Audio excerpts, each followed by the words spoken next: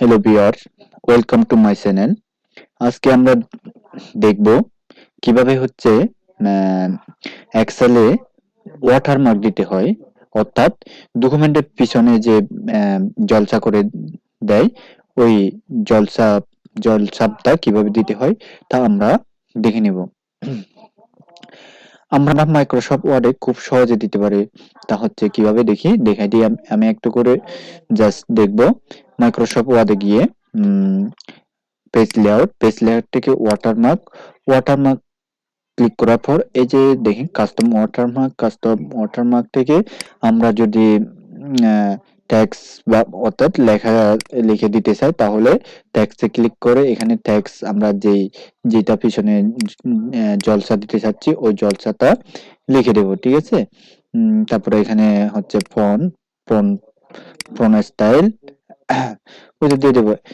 এবং আমরা যদি ছবি দিতে চাই, ছবি বা কোনো কিছু লোগো দিতে চাই, তাহলে এই যে পিকচার ওয়াটারমার্কে ক্লিক করে সিলেক্ট পিকচার, এখান থেকে আমরা নির্দিষ্ট কোথায় রাখা আছে ফাইলটা খুঁজে ওখান থেকে আমরা দিয়ে দেব।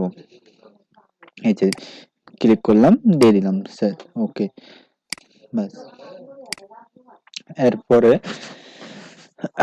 আমাদের আমরা দেখব হচ্ছে আজকে কিভাবে এক্সেলে ওয়াটারমার্ক দিতে হয়। এক্সেলে একটু কঠিন আছে, দেখাই দিই আমি। এক্সেলে আমরা মাইক্রোসফট ওয়ার্ডে যেভাবে দিই ওভাবে কিন্তু এক্সেলে দেওয়া যায় না। এক্সেলে দেওয়ার জন্য আমাদের কি করতে হয়? এক্সেলে দেওয়ার জন্য আমাদের কোথায় যেতে হবে?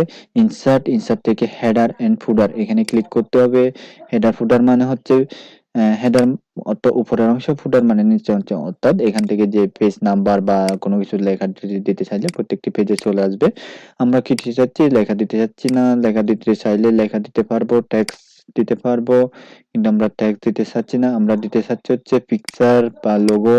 তাহলে এই যে উপরে আমরা যখন হেডার অপশনে ক্লিক করব বা হেডার অংশে ক্লিক করব, তখন উপরে দেখেন, উপরে একটা রিবন চলে আসবে, ডিজাইন নামে একটা রিবন চলে আসবে। আমরা ওয়ার্ক এরিয়াতে ক্লিক করলে কিন্তু ওইটা আসবে না। আমরা যখন হেডারে ক্লিক করব তখন ওই ডিজাইন রিবনটা চলে আসবে। ডিজাইন রিবন থেকে আমরা এই যে দেখেন পিকচারে ক্লিক করে আমাদের নির্দিষ্ট ফোল্ডার থেকে লোগোটা নিয়ে ওইটা ক্লিক করে ইনসার্ট করে দিলে এই যে চলে আসবে।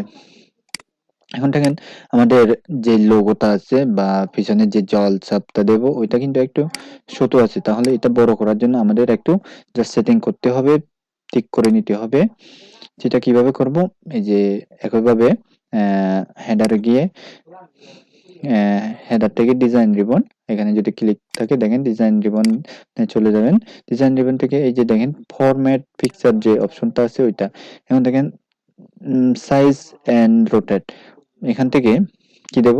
আমরা সাইজটা জাস্ট একটু বড় করে দেবো, যেহেতু ছোট আছে আমরা একটু বড় করে দিই, 2 এর উপরে দিই, 2 আড়াই দিই, ওকে দিলাম। দেখেন একটু বড় হয়ে গেছে, জাস্ট এনাফ, একটু দিয়ে দিই। তারপরে দেখেন আমাদের যে জল ছাপটা বা ওয়াটারমার্কটা আছে ওইটা কিন্তু একেবারে পেজের উপরে, এটা প্রিন্ট প্রিভিউ দেখা যাচ্ছে না কারণ এখানে কিছু টেক্সট লিখতে হবে। তারপরে তো প্রিন্ট প্রিভিউ দেখা যাবে, আমি লিখলাম, দেখেন এটা কিন্তু কি আছে, একেবারে পেজের উপরেই আছে। আমরা যদি এটা পেজের মাঝ বরাবর নিতে চাই তাহলে কি করব? একইভাবে হেডার অপশনে ক্লিক করব। যে হেডার অপশনে গিয়ে যে পিকচার আমরা ইনসার্ট করছি ওই পিকচারের সামনে কার্সরটা রেখে জাস্ট আমরা একটু ইন্টার দিয়ে, মানে কি, পিকচারটা নিচে নামিয়ে দেবো, মাঝখানে নিয়ে যাব। দেখেন মাঝখানে নিয়ে গিয়ে এন্টার দিলাম, দেখেন একটু মাঝখানে চলে যাচ্ছে। আমি আর একটু নামাই হালকা, বেশি না। এই যে দেখেন একেবারে পেজের এখানে মাঝ বরাবর চলে আসেনি, জাস্ট এভাবে অ্যাডজাস্ট করতে হবে। মাঝ বরাবর নেওয়ার জন্য এন্টার ক্লিক করে অ্যাডজাস্ট করতে হবে। এরপরে আমাদের দেখেন যে জলসাপ বা ওয়াটারমার্ক দিচ্ছি ওইটা একটু কি গাঢ় হয়ে গেছে। এটাকে আমরা একটু হালকা জলসাপের মতো করতে চাইলে তাহলে কি করব?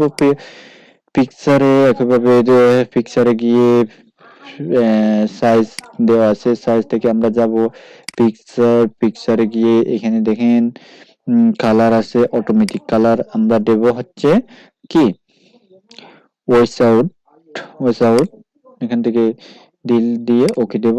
দেখেন একটু হালকা হয়ে গেছে, জলছাপের মতো হয়ে গেছে।